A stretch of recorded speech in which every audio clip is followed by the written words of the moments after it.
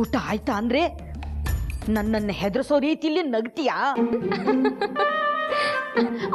ಏನೇ ರಾತ್ರಿ ಇಷ್ಟೊತ್ತಿನಲ್ಲಿ ಮೈ ಮೇಲೆ ಪ್ರಜ್ಞೆ ಇಲ್ಲದೆ ಹುಚ್ಚಿ ತರ ನಗ್ತೀಯಾ? ಬಿಡಿ ಅಜ್ಜಮ್ಮ, ನಿಮ್ದೊಳ್ಳೆ ತಮಾಷೆ.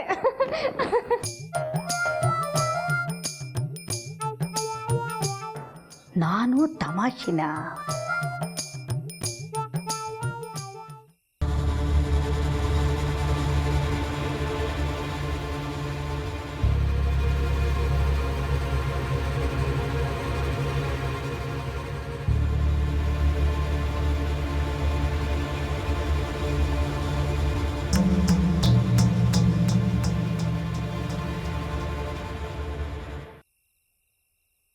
ಏ ಬಂಗಾರಿ, ಇದೇನೋ ಇಲ್ಲಿ ಬಂದು ಕೂತಿದ್ಯಾ? ಒಬ್ಬೊಬ್ನೇ ನಗ್ತಾ ಇದೀಯಾ? ನಿಂಗೇನಾದ್ರು ದೆವ್ವ ಮೆಟ್ಕೊಂಡಿದ್ಯಾ ಹೆಂಗೆ? ಅಯ್ಯೋ ಮೂದೇವಿ, ನಾನಲ್ಲಿ ತಟ್ಟೆ ಮಡಿಕೊಂಡು ಕಾಯ್ತಾ ಇದ್ದೀನಿ ನಿಂದು ಊಟ ಆದ್ರೆ ನಾನು ಉಂಡು ಮಲ್ಗಣ ಅಂತ. ನೀನ್ ನೋಡಿದ್ರೆ ಕಿಸಿತಾ ಕೂತಿದೀಯಾ? ಏನ್ಲ ಬಂದಿದೆ ದೊಡ್ಡ ರೋಗ ನಿನ್ಗೆ? ಅದ್ಯಾಕೆ ಹಿಂಗೆ ಕುಡ್ದವ್ರಂಗೆ ಮೈ ಮರ್ತ್ ಕುಂತಿದೀಯಾ? ಅದು ಹಾ, ಅದು ಅದನ್ನೆಯ. ನಿಂಗೆಲ್ಲೋ ಗಾಳಿ ಮೆಟ್ಕೊಂಡಿದೆ ಕಣ. ಹೂವಮ್ಮ, ಒಂಥರ ಗಾಳಿ ಮೆಟ್ಕೊಂಡದೆ. ಹೌದಾ? ಹಂಗಾದ್ರೆ ಹಂಗೆ ಬಿಡಬಾರ್ದು. ನಡಿ, ಮಾರಮ್ಮನ್ ಗುಡಿಗೆ ಹೋಗಿ ದೃಷ್ಟಿ ತೆಗಿಸ್ತೀನಿ, ನಡಿ. ಅದಕ್ಕೆ ನೀನು ಅಂದ್ರೆ ನಂಗೆ ಇಷ್ಟ. ಹಾ, ಮಾರಮ್ಮನ ಹತ್ರ ದೃಷ್ಟಿ ತೆಗಿಸ್ತೀನಿ ಅಂದಿದ್ದಕ್ಕೆ ಇಷ್ಟ ಆಗೋದ್ನ ನಾನು? ಅದೇನಪ್ಪ ಅಂತ ಅತ್ಕೊಂಡೆ, ಈ ಅಮ್ಮನ ಹತ್ರ ಇಷ್ಟ ಆಗುವಂಥದ್ದು? ಅದು ಅದು ನಿಂಗದೆಲ್ಲ ಅರ್ಥ ಆಗಲ್ಲ, ಸುಮ್ಮನೆ ಇರಮ್ಮ. ಏಯ್ ಮಗನೇ, ಎಷ್ಟು ಮಳೆಗಾಲ ಕಂದಿಲ್ಲ ನಾನು. ನನಗೆ ಈ ಪ್ರಪಂಚದಲ್ಲಿ ಅರ್ಥವಾಗದೆ ಇರೋದಿದೆಯಾ? ನಿನ್ಗೆ ಈ ಹುಚ್ಚು ಹಿಡ್ಸಿರೋ ಆ ಹುಚ್ಚಿ ಯಾರು ಅಂತ ಕಂಡುಹಿಡಿಬೇಕು.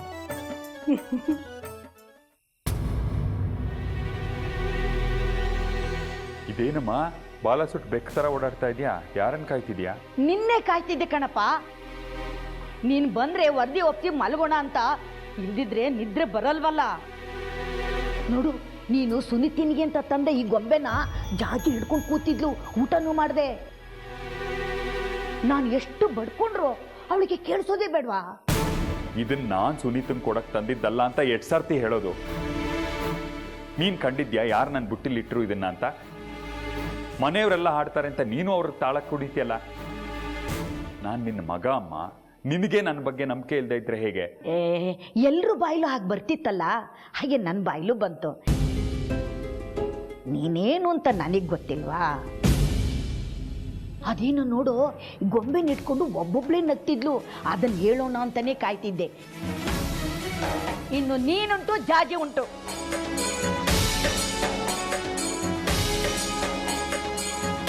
ಈ ಬೊಂಬೆ ಬಂದಿದ್ದು ಮನೇಲಿರೋ ನೆಮ್ಮದಿ ಎಲ್ಲ ಹಾಳಾಯ್ತು. ಈ ಬೊಂಬೆ ನೋಡ್ಕೊಂಡು ಜಾಜಿ ಯಾಕೆ ನಗ್ತಿದ್ಲು?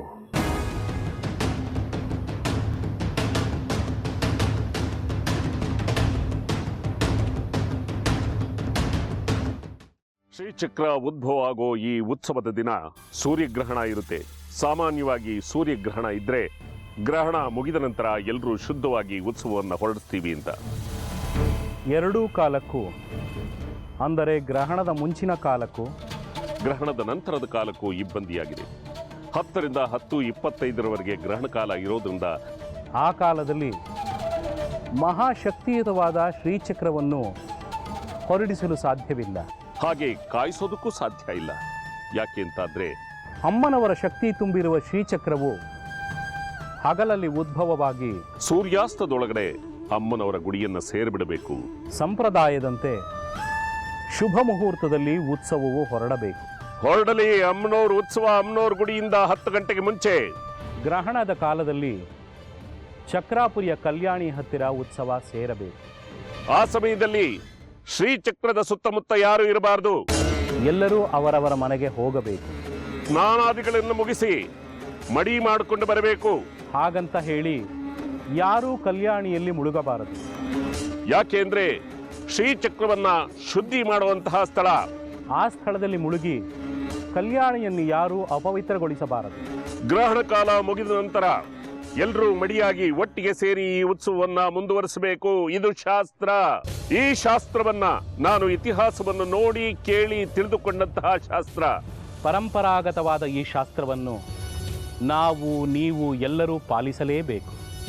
ಹಿರಿಯರು, ಶ್ರೀಗುರುಗಳು, ಅದರಲ್ಲೂ ವೇದಾಧ್ಯಯನ ಮಾಡಿದಂತಹ ಪ್ರಕಾಂಡ ಪಂಡಿತರು ಹೇಳಿದ್ರು ಅನ್ನೋ ಕಾರಣಕ್ಕೆ ಎಲ್ಲರೂ ಅದೇ ಶಾಸ್ತ್ರ ಅಂತ ಒಪ್ಕೊಳ್ತಾರೆ. ಆದ್ರೆ ಆ ಗುರುಗಳು ನಮ್ಗೆ ಬೇಕಾದನ್ನೇ ಯಾಕೆ ಹೇಳ್ತಾರೆ? ಯಾಕೆ ಅಂದ್ರೆ ನಮಗೆ ಬೇಕಾದ ಗುರುಗಳನ್ನೇ ನಾವು ಕರೆಸ್ತಾ ಇದ್ದೀವಿ. ಅವ್ರಿಗೆ ನಾವು ಗಿಳಿಪಾಠ ಹೇಳ್ಕೊಡ್ತೀವಿ, ಇದನ್ನೇ ನೀವು ಒಪ್ಪಿಸ್ಬೇಕು ಅಂತ. ಇವತ್ತಿನ ಯೋಜನೆ ಪ್ರಕಾರ ಆ ದಿನದ ಶ್ರೀಚಕ್ರ, ಶಕ್ತಿ ಚಕ್ರ ನಮ್ಮ ಕೈ ಸೇರುತ್ತೆ ಅಂತ ಅನ್ಕೊಂಡಿದ್ದೀನಿ. ಇದನ್ನ ನೀವು ಒಪ್ಕೊಳ್ತೀರಾ ಅನ್ಕೊಳ್ತೀನಿ.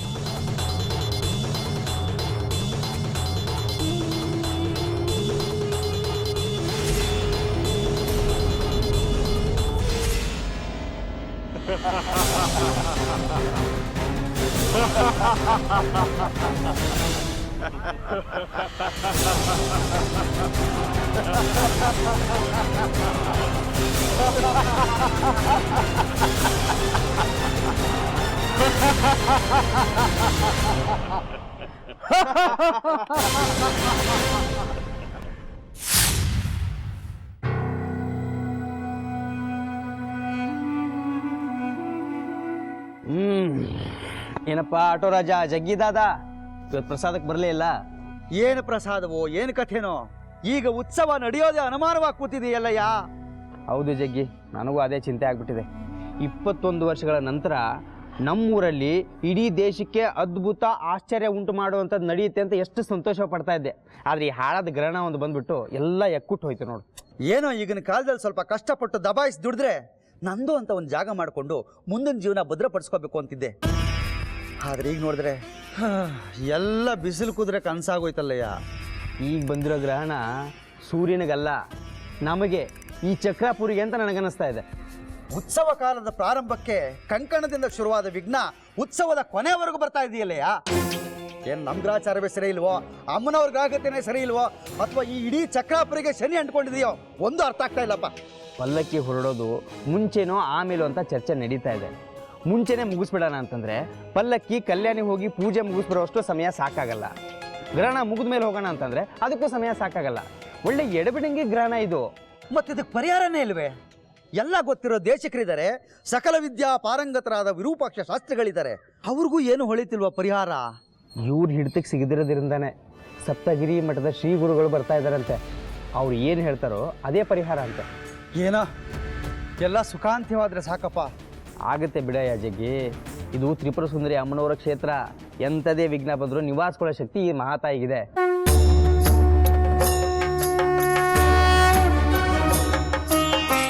ನೀನೇನು ಚಿಂತೆ ಮಾಡಬೇಡ. ಆಮೇಲೆ ನಾಳೆ ಪ್ರಸಾದಕ್ಕೆ ಬೇಕಾಗಿರೋ ಸಾಮಾನೆಲ್ಲ ತಂದು ಹಾಕ್ಬಿಡಪ್ಪ, ಮರ್ತು ಬಿಟ್ಟಿಯಾ?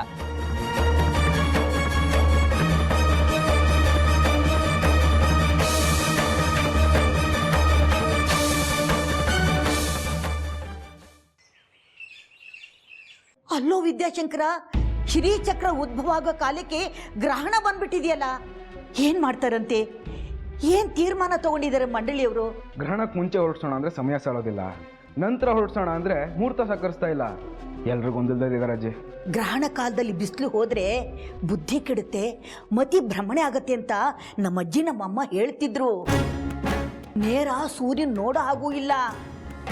ನೀನು ಮನೆಗೆ ಬಂದು ಸ್ನಾನ ಮಾಡಿ ಹೋಗು. ಅಜ್ಜಿ, ನಾನು ಬಂದು ಮಡಿಯಾಗ್ತೀನಿ ಬಿಡು. 21 ವರ್ಷಕ್ಕೆ ಒಂದು ಸಾರ್ತಿ ಈ ವಿರೂಪಾಕ್ಷ ಶಾಸ್ತ್ರಿ ಶ್ರೀಚಕ್ರಾಧಿಪತಿ. ಭಕ್ತ ಜನಗಳನ್ನ ಕಾಯೋ ಗ್ರಾಮ ದೇವತೆ ಎಲ್ಲಮ್ಮ, ನಿನ್ನಿಂದ ಒಂದು ಕೆಲಸ ಆಗ್ಬೇಕಾಗಿದೆ. ಹೇಳು ತಾಯಿ, ನನ್ನನ್ನು ಎಚ್ಚರಗೊಳಿಸಿದ್ಯಾ ಅಂದ್ರೆ ಅದೇನೋ ಮಹತ್ ಕಾರ್ಯನೇ ಇರಬೇಕು.